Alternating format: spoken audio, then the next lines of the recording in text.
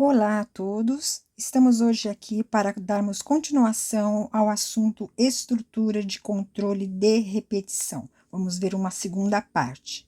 Então, recapitulando as ideias das estruturas, né?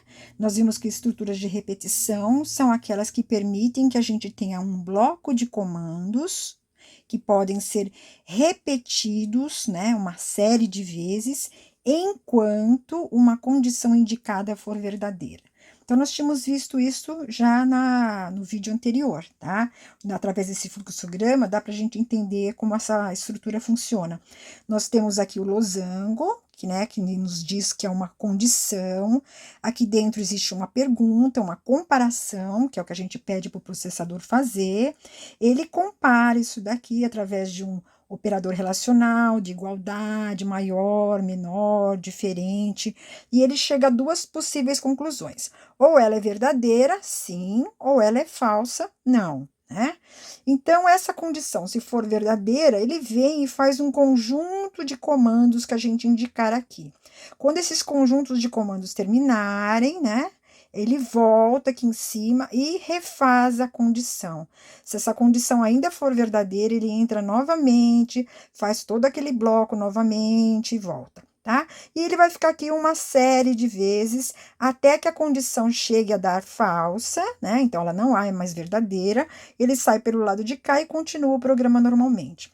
Então, num fluxograma, a gente consegue enxergar essa estrutura de repetição, mas nós temos que nos acostumar a enxergar essa estrutura de repetição de forma textual, porque numa linguagem de programação, não só a linguagem C, mas qualquer outra que vocês venham trabalhar, tem a estrutura de repetição, né? E a gente precisa textualmente entender onde ela começa, onde esse bloco termina e assim por diante. Então, nós tínhamos visto isso, né, na semana passada, e aqui eu só coloquei de novo a ideia, né? Então, se a condição for verdadeira, esse bloquinho de comando será executado. Ao ser encontrado o fim do bloco, que seria aqui nessa ponta de baixo, a execução retorna ao início para a nova comparação.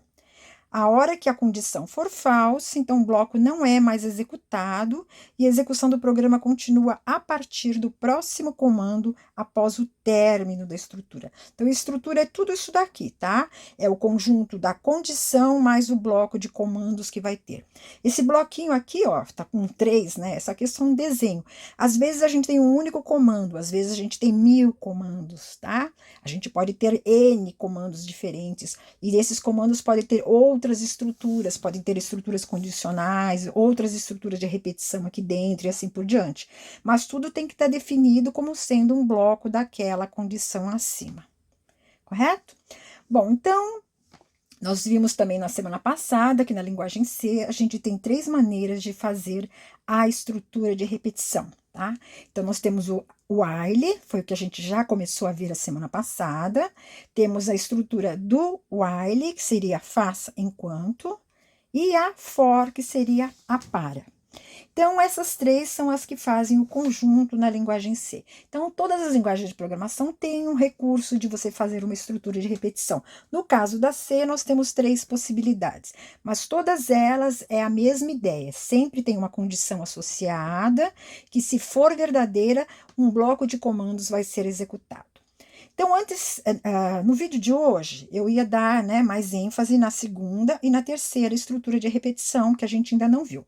Mas, para a gente analisar essas duas, eu vou voltar de novo nessa while, para a gente fazer uma revisãozinha rápida nela, e o exemplo de programa que nós vamos usar para ela. Esse exemplinho, a gente vai trabalhar nas outras duas, para a gente ver como que o mesmo programa pode ser feito, né, com qualquer uma dessas 3 maneiras e estruturas.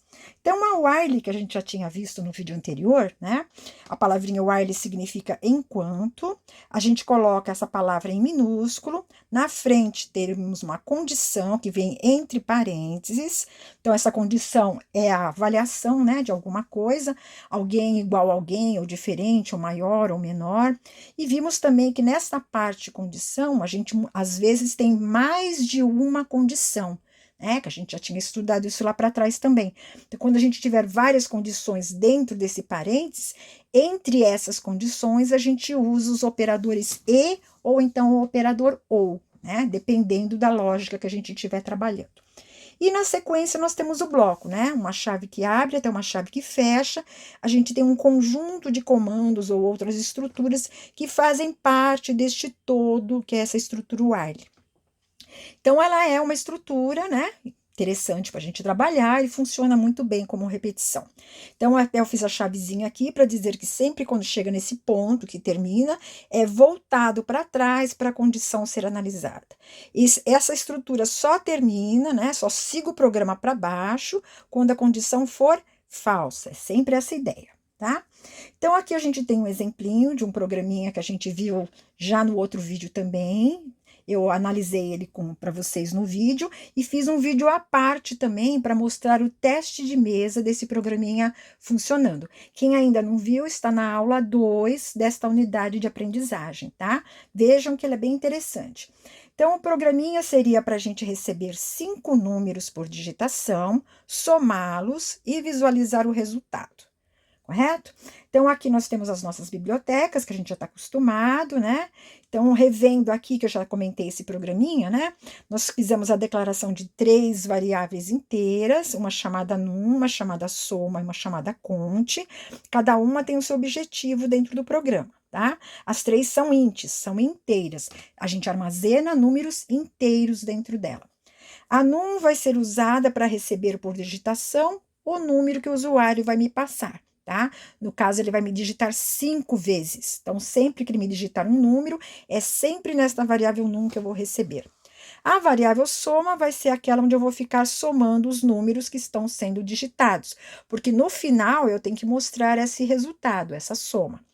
E a conte vai ser usada para, na minha estrutura de repetição, fazer a contagem de 5 vezes que eu quero passar lá dentro. Então, começo o meu main, fiz o meu set locale, que a gente já está acostumado, né? Temos aqui 2 variáveis, a soma e a conte. As duas eu estou zerando, tá? Então, estou zerando porque são 2 variáveis que vão ser utilizadas para contabilização, para acumular valores. Então, é interessante que ela tenha um valor inicial bonitinho para começar a soma daí para frente. Então, essas duas eu fiz a inicialização. Aí eu começo a minha estrutura de repetição. Por que nesse ponto eu estou começando a repetição? Porque neste ponto eu teria que começar a receber um número por digitação e somá-lo.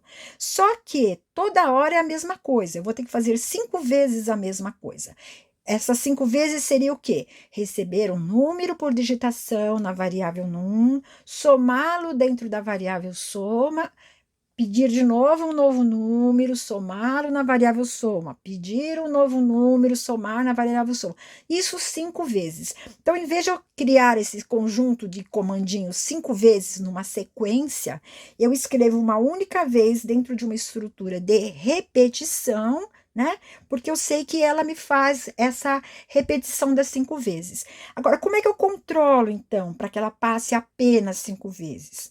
Então, aí é que entrou aquela variável que a gente chamou aqui conte, tá? É ela que eu estou colocando aqui dentro do meu parênteses da condição, tá? Ela começou com 0, então o objetivo dela aqui estou dizendo para essa estrutura while, que é para executar o bloquinho que vai vir a seguir, enquanto esta variável conte tiver um valor menor que 5.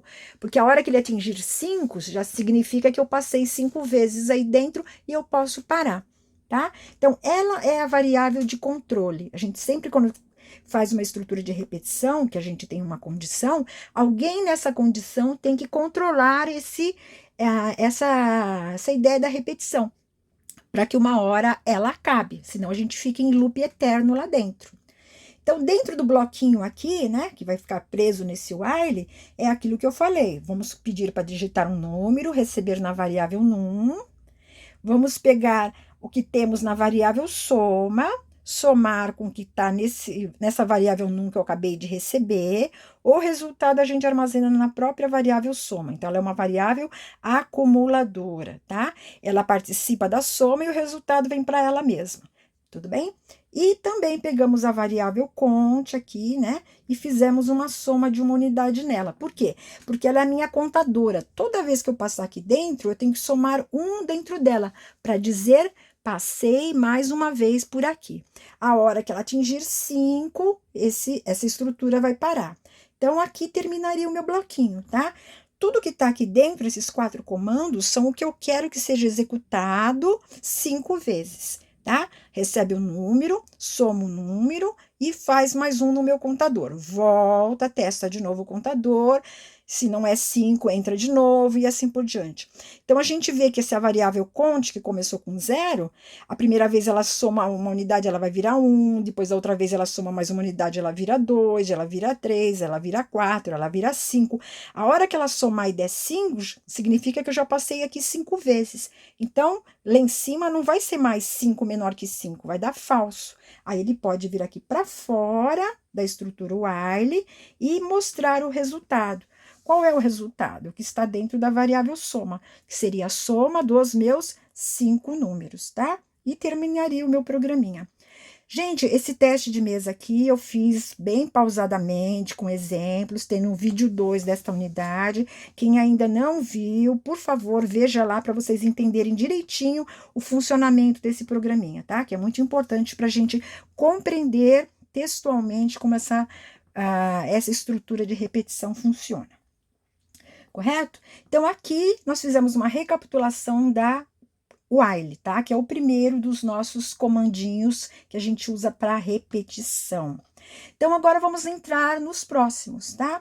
Eu vou passar para vocês agora o segundo tipo, que é aquele chamado do while. Então, do, né, em while, são palavras em inglês, que passando para o português seria a ideia do faça enquanto. Então, a estrutura do while, se a gente olhar com a outra que a gente acabou de ver, é uma estrutura de ponta cabeça, né? Ou seja, primeiro tá o bloco aqui, ó, tá a chave abrindo, uma chave fechando, aqui dentro tá tudo que tem que ser executado. Quando o bloco fecha, é que vem a palavrinha while com a sua condição. Tá bom? Então, é um while de cabeça para baixo. Então, por isso que existe essa palavrinha do aqui no começo, antes do bloco, para dizer que a estrutura, esta estrutura de repetição, ela vai da palavrinha do até aqui no final, depois da condição. Detalhe aqui, como é um do while, o while está de ponta cabeça, a gente tem que colocar esse ponto e vírgula aqui no final. Na estrutura while, que a gente já acabou de ver, ela não tem o ponto e vírgula, porque o while vem primeiro, depois é que vem o bloquinho. Aqui, como a gente está de cabeça para baixo, né? Temos que colocar esse ponto e vírgula. Então, a estrutura faz a mesma coisa, só que primeiro ela executa o bloco antes de fazer o teste da condição pela primeira vez. Na outra estrutura, não. Ele primeiro testa antes de executar o bloco. Aqui, não. Acabou de chegar aqui, ele executa o bloco, depois é que ele testa. Então, este tipo de estrutura é interessante, muita gente usa, mas a gente tem que ter a ideia de que, se por acaso a nossa condição, né, logo de cara, ela pode ser já falsa, quer dizer, se ela já for falsa de cara, eu nunca deveria ter executado este bloco. Então, se eu souber que no meu programa existe essa possibilidade da condição logo de cara já ser falsa, eu nunca deveria usar a estrutura do while, porque senão ele estaria executando este bloco indevidamente, tá? Então, o mais interessante é usar a estrutura anterior, porque ela já testa logo no início. Tudo bem? Então, essa é a ideia. No nosso programinha que a gente acabou de ver, não teria problema, porque eu sei que eu quero passar 5 vezes, então sempre vai dar verdadeiro 5 vezes, tá? Então, aqui tá mostrando que quando terminar, né, volta para o do, executa o bloco de novo, testa a condição, se ela é verdadeira, volto para trás, faço o bloco, testa a condição e fico por aqui. Bom, então o bloco de comandos é executado primeiro, depois a condição é testada. Se for verdadeira, o bloco é executado novamente. Se for falso, o programa continua após a estrutura. Continuaria aqui para baixo, depois do final dessa palavrinha do while, tá? Continuaria executando normalmente. Então, também é uma estrutura de repetição, também funciona do mesmo jeito. Para a gente comparar com a estrutura while, né? Eu peguei e fiz o mesmo programinha, né? Aquele mesmo que a gente falou agora, receber 5 números por digitação, somá-los e mostrar o resultado, tá? Então, vamos ver como ele ficaria se a gente usasse a estrutura do while, tá? Então, tá aqui as 3 variáveis criadas, iguaizinhas que a gente fez lá atrás, isso aqui não muda. Temos nosso int main, nosso set locale, as nossas 2 variáveis sendo inicializadas com 0. Aí, a gente começaria a do while. Então, colocaria a palavrinha do e começaria o nosso bloquinho, tá? Então, é exatamente aquele bloquinho que a gente tinha lá atrás. Era o bloquinho do recebe um número por digitação, soma, na variável soma, esse valor que acabou de receber, e armazena na própria variável soma, e faz mais a contabilização de uma unidade na variávelzinha cont, tá? Fecharia o bloquinho, e aí a gente poderia colocar o while lá embaixo, tá? Então, ficaria enquanto cont for menor que 5, ponto e vírgula. Então, ó, é a mesma coisa do outro e vai funcionar igualzinho. Inclusive, a condição é a mesma, porque na hora que ele tiver passado aqui a 5ª vez, essa condição realmente vai dar falsa. Então, da maneira como está montado aqui, eu sei que ele vai voltar 5 vezes, né? Porque cont começa com 0, só depois é que ele vira 1, vira 2, vira 3, vira 4. Quando ele virar 5, que foi a 5ª digitação, aí a condição aqui já vai dar falsa, ele pode vir para baixo, né? Aí sim, ele vai mostrar no vídeo o resultado da soma, o que foi acumulado lá dentro. Então, ó, funcionou a mesma coisa. Então, o while e o do while são praticamente a mesma ideia, tá bom? Mesma coisa que a gente faz. Só vendo aquilo que eu acabei de falar, usar a do while apenas quando você tiver certeza que pelo menos a primeira vez eu posso estar executando esse bloco. Se eu tiver dúvida se a minha condição pode ser de cara falsa, não devo usar isso daqui, porque senão poderia estar executando este bloquinho indevidamente. Bom, vamos ver o terceiro tipo de estrutura, então, que é o chamado for. O for, ele tem a mesma ideia, ele também tem a mesma condição para a gente testar, tem o seu bloquinho, só que dentro da parte parênteses é que a gente tem uma diferença, né, de como ele funciona. Então, na estrutura while, na do while, a gente dentro do parênteses colocava apenas a condição. Na estrutura for, né, que significa para, a gente tem 3 parâmetros lá dentro, tá? Então, nós temos um primeiro parâmetro, que a gente chama de inicializações, depois colocamos um ponto e vírgula, temos a condição, aí a condição é igualzinha que a gente usou no while, aí temos outro ponto e vírgula para separar, aí é que vem o terceiro parâmetro que a gente chama de incrementos, são incrementos ou decrementos, tá? Aí, depois que fechou o parênteses, é que começa o bloquinho do que deve ser executado. Então, o que é cada coisinha aqui, né? Aqui estão para mostrar, né, que quando a gente chega aqui no final, a gente volta sempre, né, porque é uma estrutura de repetição. Então, o que seriam as inicializações que estão aqui, esse primeiro parâmetro? Nesse trechinho aqui, a gente coloca uma ou mais inicializações que devem ser feitas para trabalhar nessa estrutura. E elas são inicializadas apenas da primeira vez que este bloco é encontrado. Por isso que chama-se inicialização, é no início, tá? Então, chegou aqui, tudo que tiver aqui de inicializações já é feito, tá? E das outras vezes que estiver voltando para trás, nunca mais ele mexe aqui, porque aqui foi só no início. Se eu tiver várias inicializações, eu separo por vírgulas, porque ponto e vírgula é só para separar tipos de parâmetros, são esses dois que estão aqui. Então, o que seriam inicializações? Seria eu pegar uma variável, jogar um 0 dentro dela, aí eu preciso que uma outra variável, eu vou usar no meu programinha, ela precisa começar com o número 5, já começo ela com 5. Então, eu faço esse conjunto de inicializações aqui nesse começo. Depois a gente vai ver um exemplinho dela. A ideia da condição, então, é a mesma coisa que a gente já falou, né? Vale para o while, para cá também. É a comparação de 2 valores com o uso dos operadores relacionais, né? Os operadores relacionais seriam aquele igual, maior, menor. E se existir dentro do pedacinho aqui condição mais de uma condição, a gente tem que pôr entre elas os operadores e ou então o operador ou, né? Que são os 2 es comerciais ou as 2 barrinhas verticais. O terceiro parâmetro, então, que vem depois desse ponto e vírgula, a gente chama de incremento. Na verdade, ele pode ser incremento ou decremento. São comandinhos que eu coloco, né? Eu posso descrever lá um ou mais incrementos ou decrementos a serem executados sempre que houver um retorno para o início da estrutura. Isso quando eu terminar a execução do meu bloquinho de comandos. Se houver vários, a gente separa com vírgulas. Ou seja, da primeira vez eu inicializo e testo a condição e faço meu bloquinho. Toda vez que eu voltar para trás, eu não vou mais inicializar nada, eu vou fazer incrementos e testar a condição, tá? Então, ele é um pouquinho mais dificultado assim, mas a ideia é, a gente vai ver no exemplo que dá a mesma coisa. Então, a estrutura for possui 3 parâmetros, separados por ponto e vírgula, né? Da primeira vez que a estrutura é executada, o parâmetro das inicializações é executado, tá? Então, aquilo que eu falei, só das inicializações da primeira vez, tudo que tiver lá. Depois é testada a condição, tá? Se ela for verdadeira, aí realmente ele vai executar tudo que tiver entre aquele bloquinho, entre uma chave que abre e uma que fecha.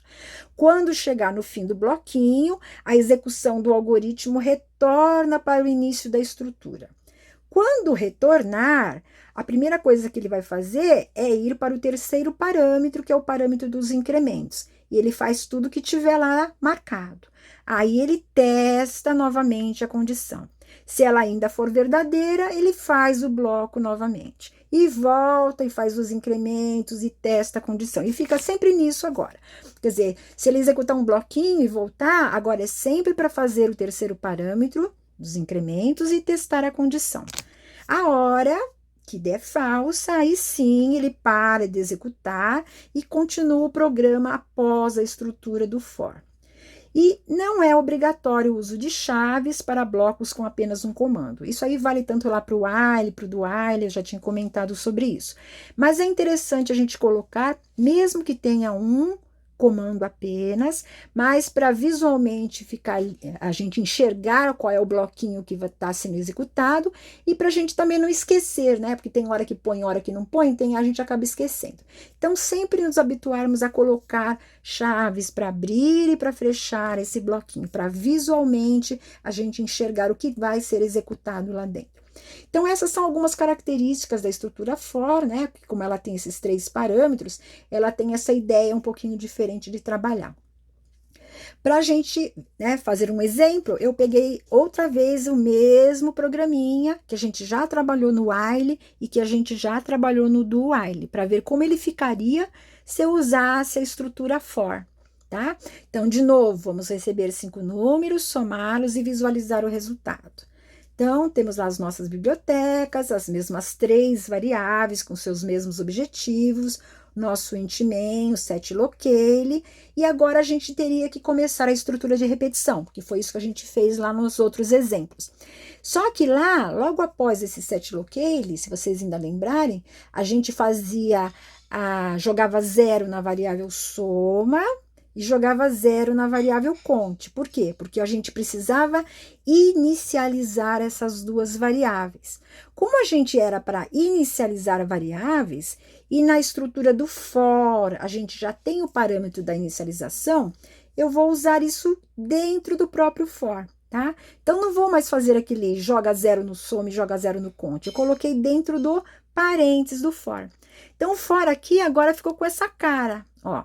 Abriu parênteses, até chegar nesse ponto e vírgula que está aqui em vermelho, eu tenho 2 inicializações separadas por vírgula, ou seja, jogar 0 na soma, jogar 0 na conte. São 2 coisas que eram para fazer apenas no início, que foi o que a gente fez lá atrás.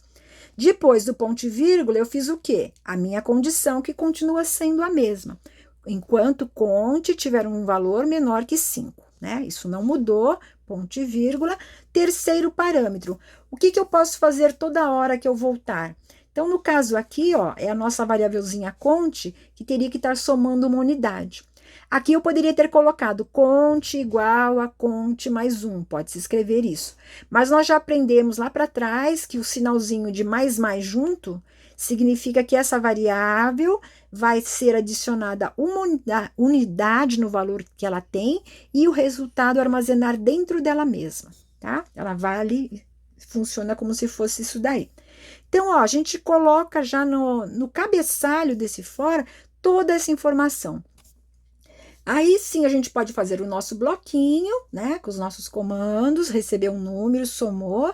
Então vejam que agora não tem mais aquele conte igual a conte mais um. Por quê? Porque ele agora está aqui em cima no parênteses do for. Tá? Mas a ideia é a mesma coisa, é a mesma sequência, ou seja, eu cheguei aqui a primeira vez no for, o que que eu vou fazer? Vou jogar zero na soma, jogar zero no conte, vou verificar a condição. Conte é menor que 5? É, porque ele está com zero. Então, vou entrar aqui dentro, digitar um número, somar esse número na variável soma, achei o fim do bloco, volto para trás. Voltando para trás, eu vou fazer o quê? Um conte mais, ou seja, somar 1 na variável conte, que é o que eu fazia lá atrás. Acabei de somar, ele vem aqui e testa a condição. Então, conte agora tem 1. 1 é menor que 5? É. Entra de novo, recebe outro número, soma ele na variável soma e volta para trás.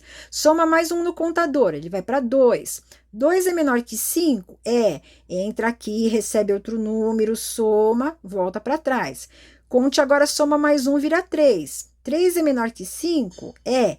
Entra, recebe outro número, soma, volta para trás. Soma mais 1, ele vira 4. 4 é menor que 5? É. Entra, recebe um número, faz a soma e volta para trás. Somou mais 1, deu 5. 5 porque já foi 5 vezes que a gente fez isso. Aí ele vai perguntar, 5 é menor que 5? Não, não é. Se não é, ele não faz mais isso daqui, ele vem para depois do for e vai mostrar no vídeo o resultado da soma. Tá? Então, ele funciona igual. Para o processador, é o mesmo caminho. Para a gente, é uma maneira diferente de ver. Mas quando a gente trabalha com a ideia de contadores, assim, que a gente tem uma variávelzinha que conta quantas vezes eu vou fazer alguma coisa, a estrutura for, ela é mais interessante, ela é mais visível para a gente. Por quê?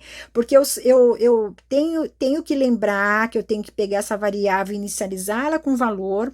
Por exemplo, a conte aqui, ó, eu começo ela de 0, eu testo ela até 5 e toda vez que voltar eu somo uma unidade nela. Então, fica aqui visivelmente documentado o que eu faço com essa variável. Quando a gente trabalha esse conceito lá na while ou na do while, às vezes a gente esquece de zerar a variável, às vezes a gente esquece de ficar somando uma unidade na variável, né? Porque tem tanta coisa para fazer aqui dentro que acaba esquecendo isso. No for, a gente é obrigado a pensar nos parâmetros. Então, fica documentado aqui no começo qual é a variável que está controlando essa repetição, que no caso aqui seria a nossa conte. Aqui embaixo eu coloquei que esse conte mais, né, corresponde a conte igual a conte mais 1, ou seja, pegue o conteúdo da variável conte, soma uma unidade e armazena na própria variável conte, tá? Então, isso aqui é uma maneira abreviada da gente escrever. Lá nos exemplos atrás, no exemplo do while e do while, onde estava escrito isso daqui dentro do bloquinho, a gente também poderia já ter colocado conte mais, que funcionaria da mesma maneira. Bom, então, ó, usei o mesmo exemplo e mostrei que qualquer que fosse o programa, eu poderia usar qualquer uma das 3 tipos de estruturas de repetição que funcionaria igual, tá? A única que tem mais detalhezinhos é essa for, que a gente tem que, né, se habituar um pouquinho mais com ela. Coloquei, então, aqui umas variações da estrutura for, já que a gente trabalha com 3 parâmetros, né? A gente viu que eu tenho os inicializações, a condição e o incremento, né? Então, aqui eu estou dando várias ideias de exemplos que a gente poderia fazer. Então, vamos supor que eu tenha muitas inicializações no meu for. Então, é aquilo que eu falei, usa-se vírgula. Então, aqui um exemplinho, ó. Eu tenho uma inicialização onde eu estou jogando 0 na variável x, jogando 1 na variável y e jogando 0 na variável z. Fiz 3 inicializações, todo mundo separado por vírgula. Depois é que veio o ponto e vírgula. Então, aqui é a condição. Essa condição aqui é enquanto x for menor que 20. E temos o finalzinho aqui, o incremento x mais. Então, aqui deu para ver que quem controla essa repetição é a variável x. Ela começa com 0, vai até 20 e é incrementada de 1 em 1 unidade. Portanto, o bloco que tivesse aqui dentro seria executado 20 vezes. Já vai dar para a gente saber isso aqui, tá? Se eu quisesse, no último parâmetro, colocar vários incrementos ou decrementos, então a gente também comentou, é só separar por vírgulas. Então, um exemplinho aqui, ó, nós temos uma variável A, que é inicializada com o número 20, tá? Tá aqui bonitinha. A condição, eu sei que aqui é a condição, porque agora já tem um ponto e vírgula. Então, a condição é enquanto A for maior ou igual a 1, ponto e vírgula. Então, começou o terceiro parâmetro. Como o terceiro parâmetro tem 3 coisas para acontecer, as 3 coisas eu coloquei separadas por vírgula. Ou seja, quando executar o bloco desse for que voltasse para trás, sempre começo agora aqui no terceiro parâmetro, no caso, subtraindo uma unidade da variável A, somando uma unidade na variável B e somando uma unidade na variável C, tá? Aí testaria a condição, se ela fosse verdadeira, funcionaria aqui. Então, a gente também aqui pode ver, ó, no cabeçalho, que quem controla a repetição é a variável A, porque ela começa de 20, ela é subtraída de 1 unidade toda hora que voltar para trás e vai ser até o valor de 1, tá? Então, já dá para a gente saber quem é que controla o que aqui dentro. E se a gente não tivesse inicializações nenhuma para fazer nesse for, como é que eu poderia escrever um for? Eu teria que escrever desse jeito aqui, ó. Abriria o parênteses, já colocaria o ponto e vírgula, que é para o compilador entender, ó, não tem inicialização nenhuma. Então, agora só tem condição e o incremento. Tudo bem? Então, quando a gente não tiver inicialização, não pode esquecer de pôr o ponto e vírgula, que é para o compilador entender que não tem e eu já estou no segundo parâmetro. E se eu não tivesse o terceiro parâmetro, que é os incrementos e decrementos? Tá? Então, nesse exemplinho aqui, ó, eu tenho inicializações, tenho uma variável m que é inicializada com 0, uma s inicializada com 0, ponto e vírgula, veio a condição, né? Vou fazer isso aqui enquanto m for menor que 100, ponto e vírgula, só que eu não tenho o terceiro parâmetro, que é o incremento e decremento. Então, já fecho o parênteses. Mas o ponto e vírgula tem que existir, que é para o compilador saber que terminou o parâmetro da condição, que é o nosso segundo parâmetro. Então, aqui a gente está vendo que quem está controlando é a variável m, ela começa de 0 e vai até 100. Agora, por que eu não coloquei um m++ aqui? Porque pode ser que dentro do bloquinho desse for tivesse várias possibilidades de mudar esse m. Pode ser que, dependendo do que eu fizer aqui dentro, m precisa ser adicionado de 1 unidade, às vezes pode ser que ele seja adicionado de 2 unidades, de 3, sei lá, depende da nossa lógica. Então, eu não coloco sempre o que é para fazer aqui em cima, eu deixo aqui dentro ser mexido na variável m, mas ela tem que ser mexida aqui dentro, porque senão ela vai ficar eternamente com 0 e eternamente essa condição vai ser verdadeira, ou seja, essa estrutura nunca vai ter fim, então a gente tem que se preocupar com isso. E se eu só tiver a condição, ou seja, eu não tenho nem inicialização, não tenho nem incremento, não tenho, ou seja, né, não tenho o primeiro parâmetro, não tenho o terceiro parâmetro. Então, o que eu faço? Só vai ter a condição, mas tem que ter o ponto e vírgula no começo e tem que ter o ponto e vírgula no final, tá?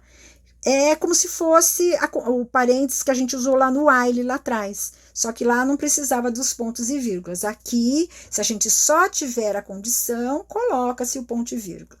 Tudo bem? Aqui, se for um caso desse tipo aqui, tanto faz usar o for como o while, porque já que só tem condição. E às vezes a gente tem for que não tem nada. Ou seja, ele não tem inicialização, ele não tem condição, ele não tem incrementos. Então, a gente abre e fecha o parênteses e deixa apenas com 2 pontos e vírgulas lá dentro. Aí o compilador vai saber que não é para inicializar com nada, não é para incrementar nada, e a condição, no caso, quando não existe, ela sempre é verdadeira. Tá? Então, a gente chama isso aqui de um for infinito, um loop infinito. Ou seja, como é que eu vou cair fora daqui? Provavelmente, dentro do bloco deste for, vai existir alguns pontos de alguma coisa que vão fazer o programa terminar ou eu cair fora daí. Mais para frente a gente vai ver alguma situação desse tipo, tá? Mas é só para dizer que existe essa ideia. E quando não tem nada, sempre que ele voltasse para trás, a condição é sempre verdadeira. Bom, aqui foi mais para a gente, né, dar uma ideia de que no for a gente pode ter todas essas variações, né? Como é que eu posso estar trabalhando. E vamos ver mais um programinha, né, trabalhando com essa ideia do for. Esse programinha aqui foi feita uma pesquisa de mercado, onde foram entrevistadas 100 pessoas, e para cada uma delas foi perguntada qual o produto que ela gostava mais, do produto A, do produto B ou do produto C. tá? Então, cada uma dizia, eu gosto do A, eu gosto do C, eu gosto do B, e alguém foi marcando isso lá num papel, alguma coisa. E tinha até gente que não gostava de nenhum dos três. Eu não gosto nem do A, nem do B, nem do C, eu gosto do produto X. Tudo bem, mas foram entrevistadas 100 pessoas. Bom, o que o nosso programinha teria que fazer? Esse programa deveria de receber por digitação as preferências dessas 100 pessoas. Então, portanto, a gente vai ter 100 digitações. E o que vai ser digitado? Vai ser digitado o produto que a pessoa escolheu, ou A, ou B, ou C, ou outra coisa que a pessoa gostou, tá bom? No final, tá aqui, ó, visualizar no final qual a quantidade de preferências de cada tipo de produto. Ou seja, quantas pessoas gostaram do A, quantas gostaram do B e quantas gostaram do C, tá? É isso que o nosso programinha teria que fazer. Então, a lógica seria o quê? Receber um produto, né? E contabilizá-lo em algum lugar. Por quê? Se no final eu tenho que dar 3 totais, eu vou ter que dizer quantos gostam do A, quantos gostam do B e quantos gostam do C, eu tenho que ver que se a letrinha que for digitado for um A, eu vou ter que somar 1 no meu total de A. Se for digitado um B, eu vou ter que somar 1 no meu total de B. Se for digitado C, somo 1 no meu total de C. Então, para cada letrinha que for digitada, eu tenho que ver o que é essa letrinha para saber onde eu vou somar 1. Tá? No final, eu mostro esses 3 totais. Então, eu vou estar mostrando o resultado que o usuário está esperando. Tá? Então, essa seria a nossa lógica.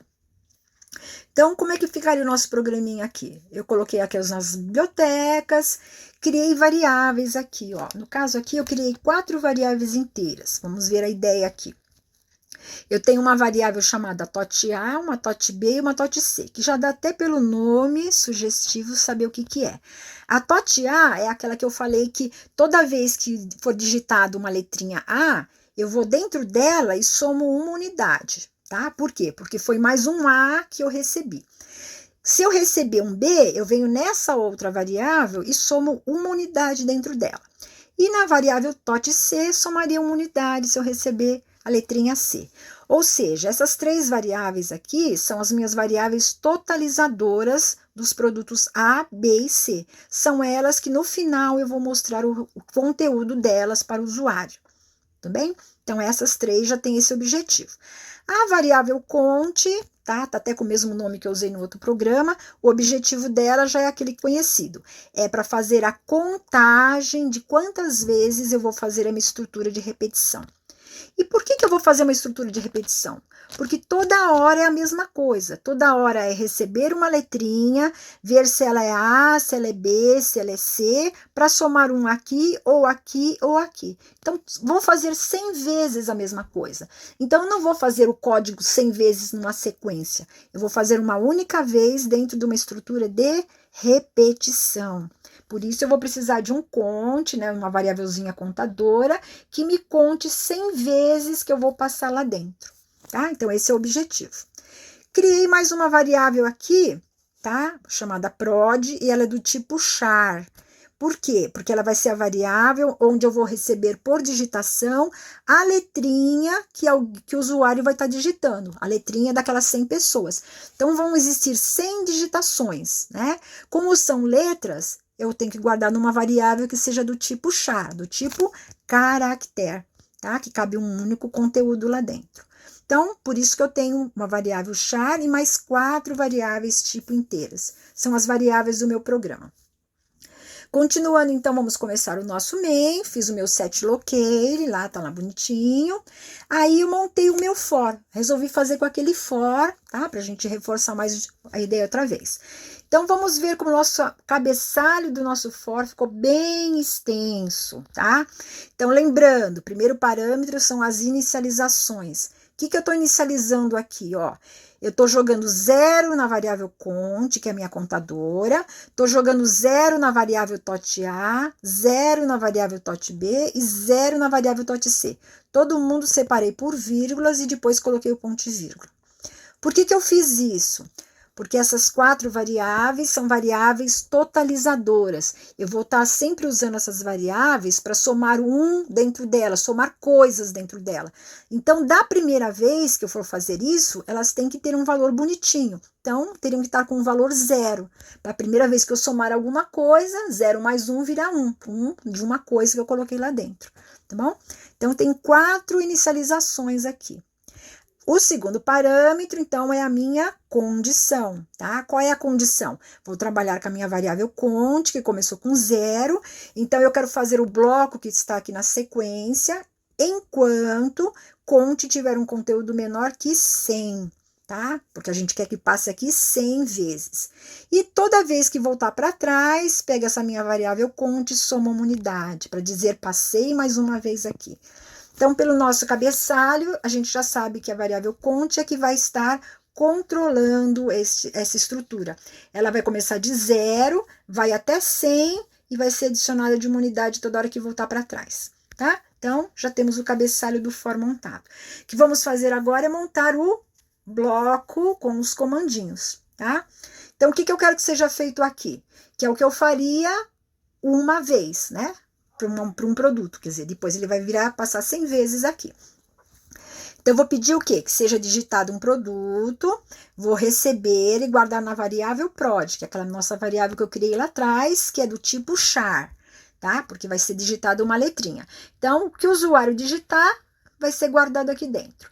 Bom, então eu sei que nesse ponto aqui eu já tenho algo digitado, que pode ser o A, pode ser o B, pode ser o C ou qualquer outra besteira, né? Qualquer outro produto. Só que se for A, B ou C, eu tenho que vir nessas 3 variáveis aqui de cima e somar um em uma delas. Como é que eu faço, então, para descobrir o que tem nessa variável prod? Aí entra a nossa estrutura condicional, que a gente aprendeu lá para trás, que é o if, tá? Então, o if serve para a gente testar o conteúdo de uma variável. Então, fiz um primeiro teste aqui, ó. Eu fiz um if, né, se, relembrando, temos a condição. A condição aqui, ó, eu coloquei 2 condições aqui dentro expressas com um ou, tá? Essas 2 barrinhas aqui significa ou. Ou seja, eu estou perguntando se o conteúdo dessa variável prod, que eu acabei de receber alguma coisa, é igual à letra A maiúscula ou na variável prod tem um conteúdo igual a minúsculo. Por que eu fiz isso? Porque eu não sei o que o usuário vai digitar. Ele viu lá, por exemplo, no papel dele, que tinha que digitar um A. Mas quem me garante que ele vai me digitar um A maiúsculo? Quem me garante que ele vai digitar um A minúsculo? Porque se ele digitar um A maiúsculo e eu estiver esperando um A minúsculo, vai dar falso isso, tá? A maiúsculo não é igual a minúsculo. Os conjuntos de bits, tá, que representam A maiúsculo, é diferente de um conjunto de bits que representam A minúsculo. Então, a gente tem que fazer os testes dos dois. E eu coloquei um ou, por quê? Porque tanto faz isso ou faz isso já serve para mim, tá?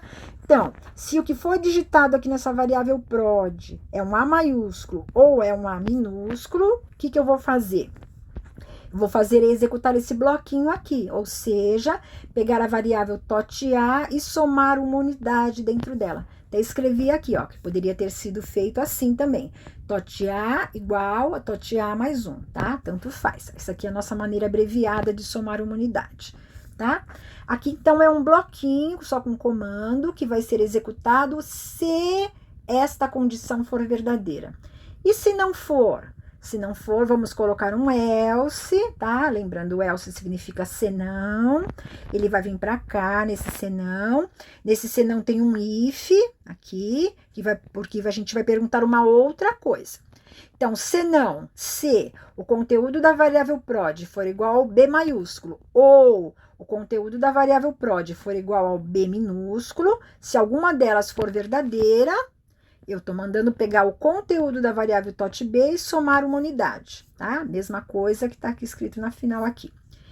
Vamos fazer um outro else, tá? Porque se não é A, ele vem para cá. Se não é B, ele vem para o outro senão. Nesse outro senão, faço um outro if. Vamos verificar agora se o que tem na variável prod é a letra C maiúscula ou... Ah, e aqui ficou errado, gente. É 2 barrinhas de verticais, tá? Se aqui é ou prod é igual a C minúsculo. Se isso for verdadeiro, a gente colocaria um TOT C++. Quer dizer, num desses três eu teria que passar dependendo do que for pedido aqui.